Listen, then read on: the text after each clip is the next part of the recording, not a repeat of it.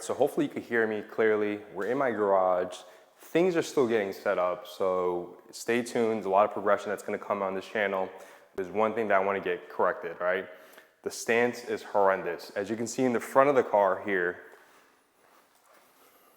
this is about 3 fingers of a wheel gap.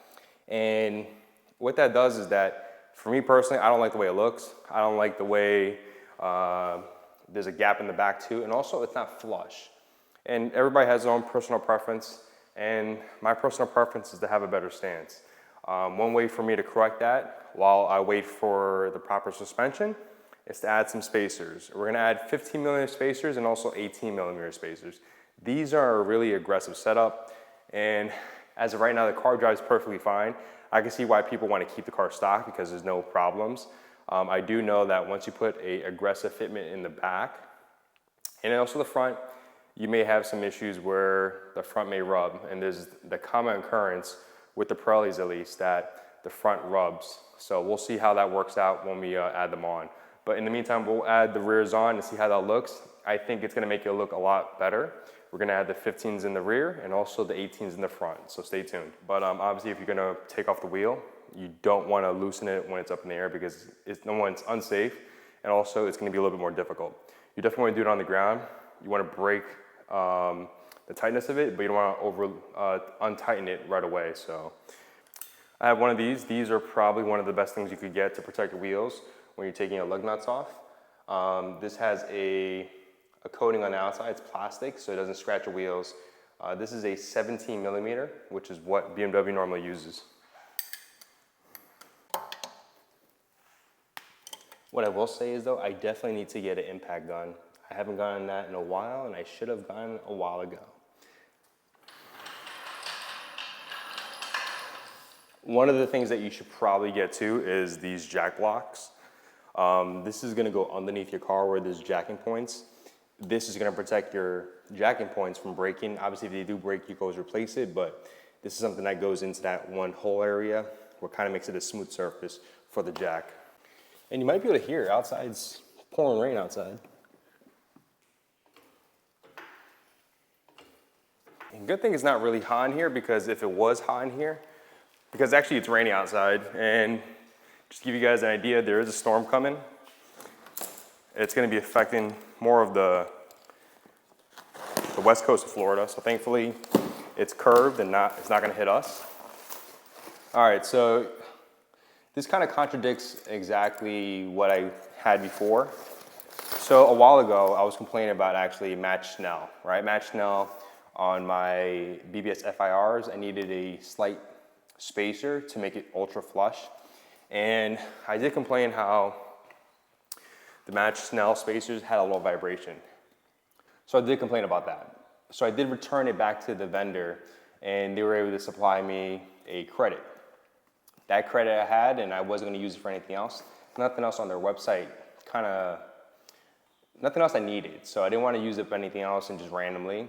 Again, these spacers are temporarily until my new wheels come in this winter. And I'm not gonna tell you what it is right now, but you'll see it. I think it's gonna look really good, especially on the Imola red. But again, these spacers, this is the only spacers that they provide from that company.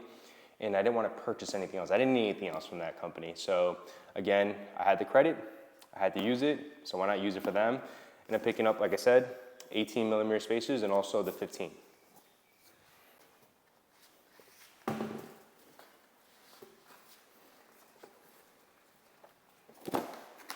And plus too, like, what's so good about adding spacers is that you don't really need to go low. So I'm a big fan of doing the suspension first before you throw on a set of wheels. In this case, I'm throwing a set of spacers on stock height. It's not that bad, at least in my opinion. So other people have different opinions out there. And the good part about it, everybody has their own choice of how they want to mod. And this is how I'm modding my car. As you can see, the 15mm is pretty thick. It's massive. I can only imagine what the 18mm is gonna look like. I do notice that the difference between these match Snell compared to the Future Classics actually gave you a type of I think lubricant and also anti-seize, which allows it to be able to remove easily. That's something that's not provided by Match Snell. Again, you get what you pay for. The Future Classics are probably another 30 to 40% more expensive than Match Snell. And I can already tell it's gonna look pretty good. So there's a lot of different, I guess, posts on which is the best spacer. That all depends on what type of tire you have. So obviously, if you guys watch this channel since getting this car, I lost the tire lottery. I ended up getting Pirellis. And I'm gonna be honest, it is noticeably different than the Michelin's when I had it on my F80. The grip-wise isn't there in the wet, especially. What I will say though, even on dry surface, I was having some slippage. I do have a torque wrench. You definitely want to torque your wheels after, just for safety reasons and also what BMW recommends. It's pretty good. All right, so we're only gonna do this side. As you can see, it's really loud outside. We'll go for a little drive later, or I'm gonna go for a drive later, but I'm only gonna do this side on camera because it's kind of tight on that side. Sure, I could have parked over here and kind of vice versa, or turned it around, but we're just gonna do this side and show you the difference. Again, this is gonna be, I guess, a secret sauce. I do know that one of the issues is in the front is that when you do a hard lock, you do have some rubbing. So in a future video, what we're gonna do is we're actually either gonna cut the fins inside where it rubs or melt it in to kind of give it a different look. There's other companies out there like IND that produce a different add-on piece that goes inside the vents that kind of gets it to a point where you're not rubbing your tires on the fender liner. So I think it's overpriced. I'm not gonna go for that. And unless you have the excess funds to go for that, then by all means go ahead. But what we're gonna do is make an adjustment to kind of go from there. It's loud outside.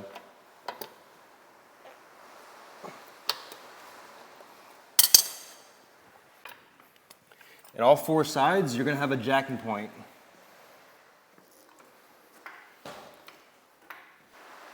And if I don't like these, I'm gonna come back into the garage and put them back to stock. In all honesty, I was just tired of looking at this car with the monster truck height, and I needed something like this to kind of fix that void. Again, I know you're probably thinking, this guy needs an impact gun. Yes, I do. I just haven't had time to buy it yet.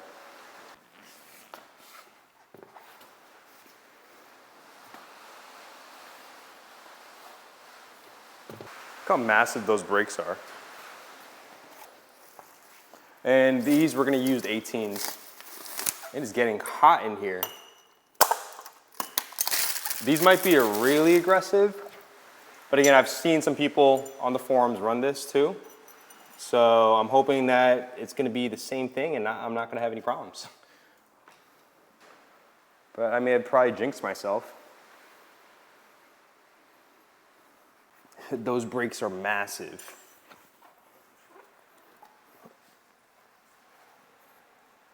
I'm gonna sweat my balls off in here with you guys. I think the most aggressive I've ever gone was a 15 mil, so this is definitely gonna be interesting. But I do need an impact gun really bad. If you guys have any suggestions about impact guns, let me know. I know everybody's gonna recommend Milwaukee, but Milwaukee is like an arm and a leg. And the only thing I really need it for is basically taking wheels on and off. I don't really need it for anything else. Because anything that gets too complicated, I'm gonna mess it up.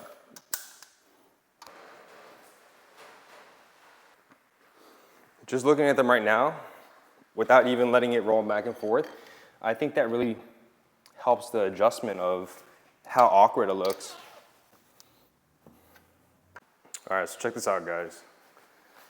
That is pretty nice. That is pretty nice. That's like ultra flush, and I think when it gets lowered, it gets cambered in, so I think that's gonna be fine. And even the front, that looks really good.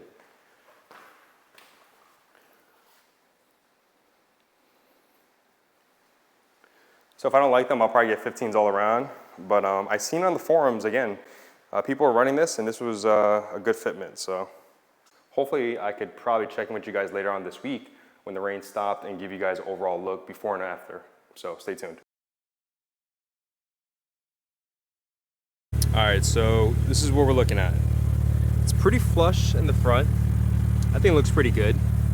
And if you go to the back, that's really flush. Hopefully in the next couple months, we're gonna have an opportunity of lowering this car. I think if we lower this car, it's gonna look amazing, especially with that wheel gap right there. But I think this is the move though. These spacers, 15 in the back and 18s in the front, and as you can see right there, I think that looks pretty spot on. I still have a little bit of a slight rub in the front, but we're gonna take care of that by trimming off some more. But I think it looks pretty good. Let me know what you guys think in the comments.